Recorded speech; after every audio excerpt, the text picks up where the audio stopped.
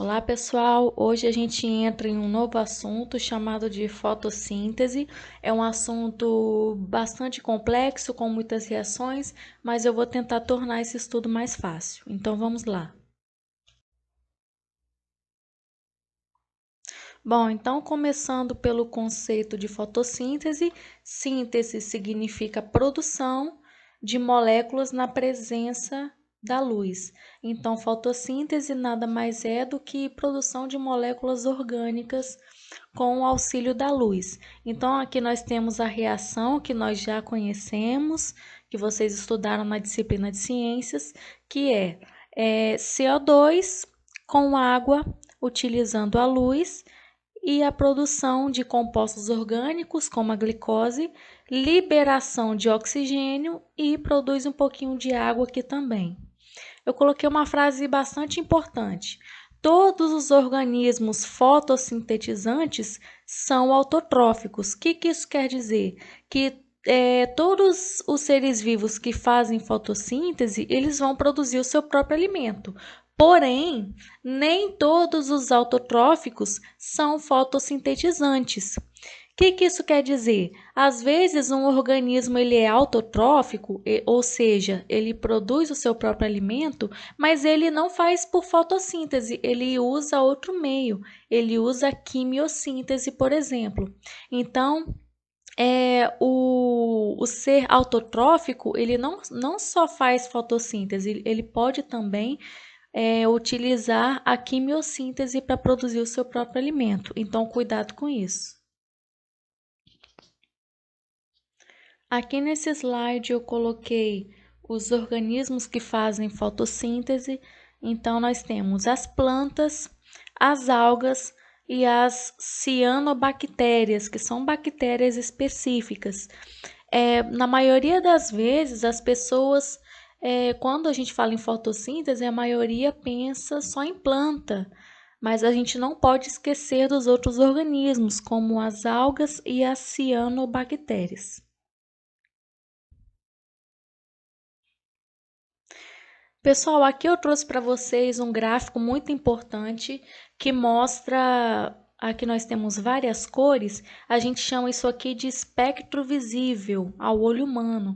Então, nós conseguimos enxergar essas cores aqui e dependendo da cor que a planta utilizar, dependendo da luz que tiver incidindo sobre a planta, o nível de fotossíntese dela vai ser diferente. Então, vamos olhar no gráfico aqui. Bom, a gente tem um espectro visível de 400 a 700 nanômetros. Isso vocês veem lá na matéria de física. Mas o que eu quero que vocês saibam aqui? Olhem no gráfico. Em quais cores nós temos um pico de fotossíntese? Vamos olhar aqui, o nível mais alto. O primeiro nível mais alto a gente vê aqui na cor azul. Ou seja, quando a luz azul incide sobre a planta, ela consegue ter uma boa taxa de fotossíntese, né? O nível de fotossíntese dela aumenta. Nós temos também um outro pico aqui, que é o pico na luz vermelha. Então, quando a luz vermelha ela incide sobre a planta, com essa luz vermelha, a planta consegue aumentar a sua taxa de fotossíntese. Só que olhem a parte do verde. Se uma luz verde for incidida sobre a planta, olha a taxa de fotossíntese, ela vai lá embaixo. Ou seja, o que a gente pode concluir? Que as luzes que vão promover uma maior taxa de fotossíntese vão ser as luzes na cor azul e na cor vermelha. Enquanto que na cor verde não vai ser muito bom para ela, a taxa vai ficar muito baixa, ok? Nesse slide aqui eu trouxe um detalhamento do que acontece na folha de uma planta. Então aqui nós temos a folha, foi retirado uma parte dessa folha, um tecido dessa folha, e aí aqui do lado nós temos uma célula vegetal com várias organelas. Dentre todas essas organelas, a gente vai estudar uma delas que é chamada de cloroplasto, que é essa verdinha que está aqui. Se a gente der um zoom nesse cloroplasto, a gente vai ver várias estruturas que a gente precisa saber. Então, primeira coisa, o cloroplasto ele tem duas membranas, ou seja, ele tem uma membrana mais externa e tem uma membrana interna. Então, o cloroplasto ele tem duas membranas. Dentro desse cloroplasto, nós temos várias moedinhas, várias bolinhas verdes, que são chamadas de tilacoides. Então, dentro do cloroplasto, nós temos os tilacoides. Aqui nesses tilacoides é onde vai acontecer a fase clara da fotossíntese, que é a fase que depende diretamente da luz. Enquanto que nesse espaço aqui do cloroplasto, esse espaço aqui ele é chamado de estroma.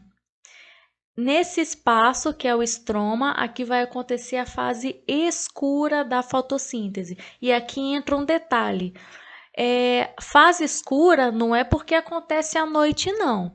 Fase escura é porque depende indiretamente da luz. Então, aqui eu coloquei um esqueminha, circulei as partes mais importantes, que a gente vai ver daqui a pouquinho. No tilacoide acontece a fase clara, que depende diretamente da luz, e nesse espaço aqui, que é o estroma, aqui acontece a fase escura, que é uma fase que depende indiretamente da luz. Aqui nós temos DNA dentro do cloroplasto. E se a gente pega um tilacoide desse aqui, e quando a gente dá um zoom, a gente consegue ver as clorofilas, que são pigmentos que a planta se utiliza para fazer a fotossíntese. O conjunto de clorofilas, a gente chama isso de complexo antena. E aqui do lado eu coloquei como que é essa molécula de clorofila. Então, aqui desse slide, o que é importante vocês saberem é a função do tilacoide e a função do estroma. Tilacoide, fase clara, estroma, fase escura.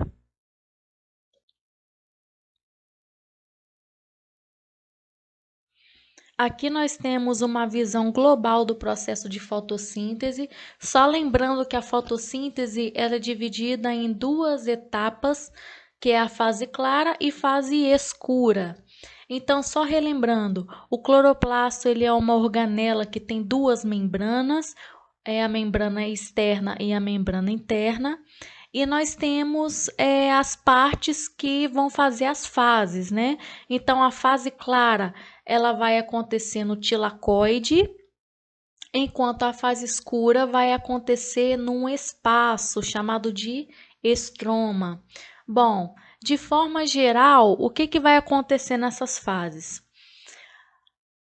Na fase clara, a gente vai ter a participação da água.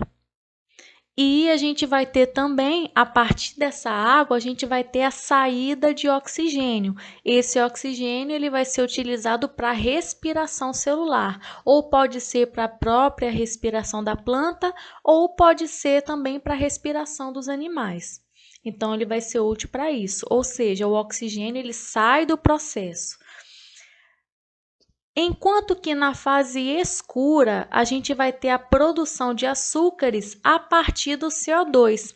Pessoal, cuidado com isso. A reação que eu coloquei lá no início, ela é assim, CO2 mais água na presença da luz. Lembram dessa parte?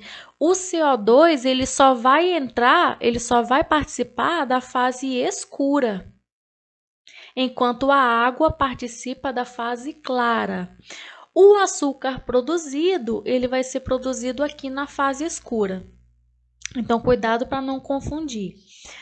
Essas partes do meio aqui, o que significa? Pessoal, quando acontece a fase clara, duas coisas importantes vão ser produzidas aqui. Primeira coisa, ATP. ATP significa energia. E segunda coisa que vai ser produzida é uma molécula chamada de NADPH. O que é o NADPH? É como se fosse para ficar de forma mais didática, é como se fosse um caminhãozinho, um caminhão que fica capturando vários hidrogênios. Por que que esse NADP captura vários hidrogênios? Porque esses hidrogênios, eles vão ser utilizados lá na fase escura. Então, esse NADP captura os hidrogênios e leva para a fase escura para poder fazer o processo, para produzir os açúcares. O ATP que foi produzido na fase clara, ele também vai ser utilizado na fase escura. Então, resumindo, tudo que é produzido na fase clara, ou seja, ATP e NADPH, esses dois aqui vão ser utilizados lá na fase escura para a produção de açúcares. Uma observação: para a produção de açúcar, eu vou precisar de quem então? Eu vou precisar do ATP e do NADPH, que vão vir lá da fase clara, e vou precisar também de CO2, que a planta vai retirar da atmosfera. Então, a gente vai ver cada processo desse aqui com detalhes. Nesse slide, nós temos a representação da fase clara. Pessoal, quando nós pegamos aquele cloroplasto e vamos imaginar dentro dele, nós temos aquelas moedinhas chamadas de tilacoides. Quando nós pegamos o tilacoides e quando a gente dá um zoom neles, nós vemos vários fotossistemas. O que são fotossistemas?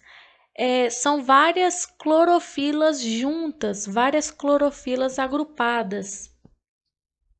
Nós temos dois fotossistemas principais. Nós temos o fotossistema 2 e temos o fotossistema 1. Então, para que servem esses fotossistemas? Eles servem basicamente para poder agrupar essas clorofilas aqui, que são aqueles pigmentos que a planta vai utilizar para fazer fotossíntese. Então, como que funciona? Dentro de cada fotossistema desse aqui, antes da gente começar, por que o primeiro é fotossistema 2 e depois é o fotossistema 1? Por causa da ordem que eles foram descobertos. Então, primeiro foi descoberto o 2, depois o 1. Continuando. Dentro de cada fotossistema desse, a gente vai ter várias clorofilas. Nós temos as clorofilas laterais, aqui nos dois, e temos também uma clorofila no meio, que é chamado de clorofila central. Essa clorofila central, ela vai ter um nome específico. A clorofila central do fotossistema 2, ela é chamada de P680. De onde que vem esse número? É o comprimento de onda que essa clorofila consegue absorver. É o tanto que ela consegue absorver. Enquanto que no fotossistema 1, a clorofila central, ela é chamada de P700 porque é a quantidade de energia que ela consegue absorver. Então, agora a gente continua o processo. Então, vocês já sabem que nós temos o fotossistema 2, o fotossistema 1 e o nome das clorofilas centrais. Então, o que acontece? Eu coloquei umas setinhas aqui para representar a luz. Então, a luz ela vai incidir nesses dois fotossistemas. Só que o que acontece, pessoal? Quando a luz bate nesses fotossistemas, as clorofilas laterais vão receber primeiro essa energia. Então, as laterais recebem a energia que vem da luz e, ao mesmo tempo, elas enviam para a clorofila central. Isso quer dizer que as clorofilas centrais vão receber uma grande quantidade de energia ao mesmo tempo. Concordam comigo? Porque as clorofilas laterais vão enviar ao mesmo tempo para as clorofilas centrais. Só que isso vai ter uma consequência. Quando as clorofilas centrais recebem uma grande quantidade de energia, os elétrons que estão nelas vão pular. Eles não vão conseguir ficar naquele lugar, porque eles estão recebendo grande quantidade de energia. Então, qual que é a consequência? Os elétrons que estão na P680 vão pular E os da P700 também vão pular. Então, eu coloquei aqui representando um Ezinho de elétron. O elétron da P780 pulou e o da P700 também pulou. Por que esses elétrons pularam da clorofila central? Porque essa clorofila central recebeu uma grande quantidade de energia das clorofilas laterais. Só que aí a gente tem um problema. Essas clorofilas centrais não podem ficar vazias. Alguém vai ter que estabilizar elas com elétrons. Só que esses elétrons vão ter que vir de algum lugar. Então, pessoal, quem é que pode estabilizar a P680 novamente? Quem é que pode doar elétrons para ela? Nós temos a molécula de água. Toda vez que a gente quebra uma molécula, a gente consegue extrair elétrons dela. O elétron, eu costumo dizer em sala que o elétron é como se fosse uma cola. Ele consegue colar componentes. Por exemplo, o hidrogênio ele está colado no oxigênio, aqui na molécula de água, graças aos elétrons que tem aqui.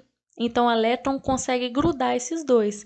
Como a gente vai quebrar a molécula de água, a gente vai conseguir extrair elétrons dessa molécula. Então, ao quebrar a água, nós temos elétrons.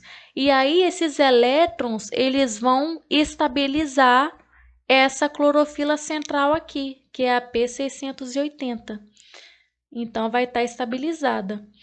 A molécula de água pode oferecer também hidrogênios, porque a água tem hidrogênios, né? Então, a gente vai ter hidrogênio.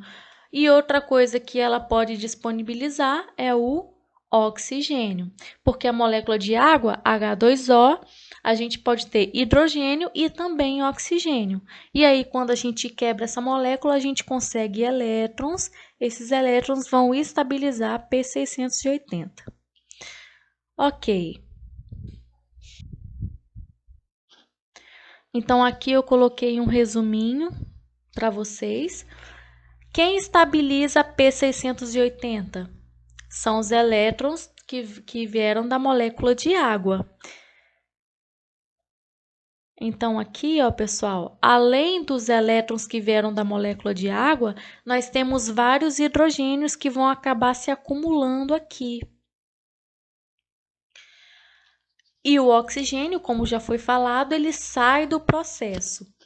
Agora, se a molécula de água estabilizou a P680, né, o elétron dela estabilizou a P680, quem vai estabilizar a P700? Fica uma pergunta no ar, né? Pessoal, a P700 ela é estabilizada pelos elétrons que pularam da P680 de forma natural. Então, quando o elétron, lá no início, quando o elétron pulou da P680, ele rapidamente já estabilizou a P700. E aí, de novo, quem estabilizou a P680 quando ela estava vazia foi a quebra da molécula de água. Então, continuando o processo aqui. Como são várias moléculas de água sendo quebradas, a gente tem vários hidrogênios sendo acumulados. Só que esses hidrogênios eles não vão ficar parados aqui. Eles vão pular para o outro lado. Mas como que isso acontece? Como que os hidrogênios que estão de um lado pulam para o outro? Pessoal, quando o elétron pula de um lugar para o outro, a energia desse pulo vai fazer com que os hidrogênios saiam de um lado e vão para o outro lado. Então, quando o elétron pula, essa energia consegue fazer o deslocamento desses hidrogênios para o outro lado. Só que esses hidrogênios que estão aqui, eles não vão ficar aqui. Eles vão entrar dentro de uma enzima, que está em cor azul aqui, que é chamada de ATP sintase. Quando esses hidrogênios entram na ATP sintase, essa enzima começa a rotacionar, começa a girar, produzindo vários ATPs, que é o primeiro componente que a gente viu lá, que a fase clara produz. Então, o ATP é produzido aqui na fase clara. E aí nós temos uma consequência. Olhem para cá. Quando o hidrogênio entra na ATP sintase, a ATP sintase produz os ATPs. E aí, o hidrogênio, quando ele passa para o outro lado, alguém vai capturar esse hidrogênio. Quem é que vai capturar? É aquele caminhãozinho que eu comentei com vocês lá no início, que é chamado de NADP. Só que tem um problema. Esse caminhãozinho, que é o NADP, ele só vai conseguir pegar esse hidrogênio se tiver uma cola para juntar os dois. E como a gente viu, quem é a cola que junta elementos? É o elétron. E da onde que eu vou tirar esse elétron para unir os dois? Pessoal, lembra que eu comentei que lá no início o elétron da P700 tinha pulado também? Que não tinha função nenhuma até então? Esse elétron que pulou aquela hora da P700 é ele que vai ser utilizado, entre aspas, como uma cola para unir o NADP com o hidrogênio, formando o NADPH. Então, o NADPH foi a segunda coisa produzida aqui na fase clara. Então, só resumindo, quais são os componentes produzidos na fase clara? Nós temos o ATP e temos também o NADPH. Esses dois vão lá para a fase escura para fazer a produção de açúcar, para auxiliar a produção de açúcar, ok?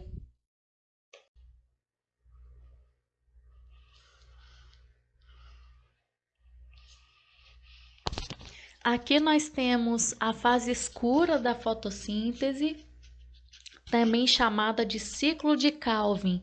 Pessoal, a fase escura, ela acontece naquele espaço do cloroplasto, que é chamado de estroma. E três coisas vão acontecer na fase escura. A primeira coisa que acontece é a fixação do CO2. Então, o CO2 que está na atmosfera, a planta vai capturar. A partir desse CO2, várias reações vão acontecer e os açúcares vão ser produzidos. E depois que eles forem produzidos, uma molécula muito importante vai ser regenerada, que é chamada de ribulose, que a gente vai ver como que funciona. Então aqui eu coloquei um esqueminha. Ciclo de Calvin é a mesma coisa que fase escura, vai acontecer no estroma e o CO2 ele vai ser fixado para a produção de açúcares. E aí, no final do processo, uma molécula vai ser regenerada. Vamos ver como que acontece. Pessoal, primeira coisa, não se assuste com esse esquema. Eu vou explicar passo a passo, vou tentar facilitar. Aqui do lado eu coloquei. Lembra daquele cloroplasto que eu coloquei no início da fase clara e escura? Aqui eu peguei só a parte que interessa para a gente, que é a da fase escura, também chamada de ciclo de Calvin. Então, como que acontece? Como eu falei para vocês, o CO2 vai entrar na fase escura. Então, aqui nós temos o CO2, que a planta vai fixar. Só que o CO2 ele não vai ficar sozinho, ele vai se juntar com uma molécula de 5 carbonos, que a gente pode contar. 1, 2, 3, 4, 5. É uma molécula de 5 carbonos. Então, o CO2 ele vai se juntar com essa molécula de 5 carbonos, que é chamada de ribulose. Então, os dois vão se juntar e produzir uma molécula chamada de fosfoglicerato. Professora, que nome é esse? Já começou a complicar. Tava gostando, mas agora tá difícil. Não, a gente vai repetir para a gente poder fixar. Então, vamos lá.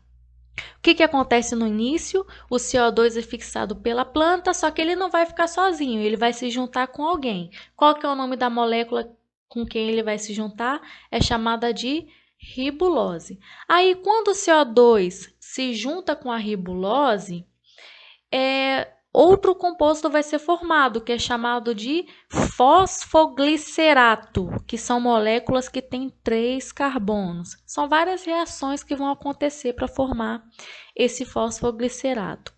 Pessoal, esse fosfoglicerato, ele está incompleto, ele não tem tudo, né? O que vai faltar? Esse fosfoglicerato, ele vai receber ATP e os hidrogênios que estão no NADPH e vão se transformar em gliceraldeído 3-fosfato. Professora, pelo amor de Deus, hein? Para que esse nome tão difícil? Porque a biologia tem disso, né, pessoal? Mas a gente vai aprender.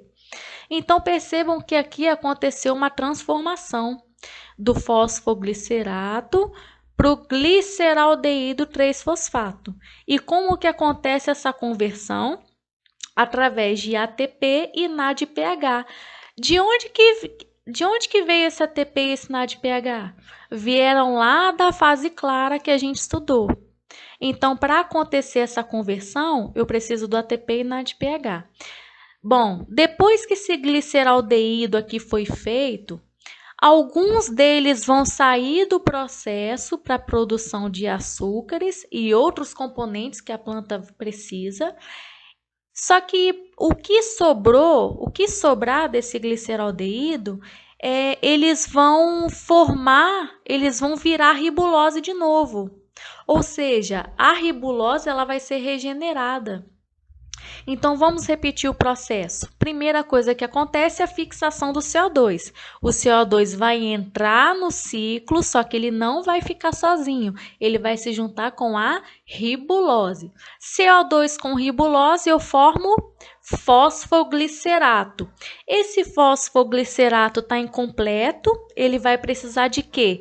Ele vai precisar de ATP e NADPH para se transformar no gliceraldeído, que é chamado de gliceraldeído 3-fosfato. Esse gliceraldeído, alguns vão sair do processo para a produção de açúcar e o que sobrar vai se transformar em ribulose novamente. Então, é assim que acontece. Percebam que no finalzinho aqui a gente tem a utilização de um pouquinho de ATP. Então, vamos resumir as fases. Primeira etapa do ciclo, fixação de CO2. O CO2 vai se juntar com a ribulose para formar fosfoglicerato. Só que tem um detalhe. Qual que é a enzima que junta o CO2 com a ribulose? Ela é chamada de rubisco e é a enzima mais abundante do mundo. Por que é a mais abundante? Na verdade, essa rubisco é uma proteína. Ela tem muito dessa proteína no mundo, por quê? Porque nós temos várias árvores, vários seres que fazem fotossíntese. Então, a gente vai ter uma grande quantidade de rubisco. Para que ela serve? Para juntar esses dois aqui do início, o CO2 com a ribulose. Formando quem? Fosfoglicerato. Continuando. Segunda etapa do ciclo é a produção de açúcar. Como é que vai acontecer? Esse fosfoglicerato vai se converter em gliceraldeído com o auxílio de quem? Do ATP e do NADPH. Então, vamos resumir aqui. Eles colocaram as quantidades, mas não fiquem apegados a isso. Você só tem que saber que foram utilizados ATP e NADPH. Esse gliceraldeído que foi formado, alguns, aqui nesse exemplo tem 2, né? 2 gliceraldeídos vão sair para formar açúcares e o que sobrar, a gente vai regenerar a ribulose.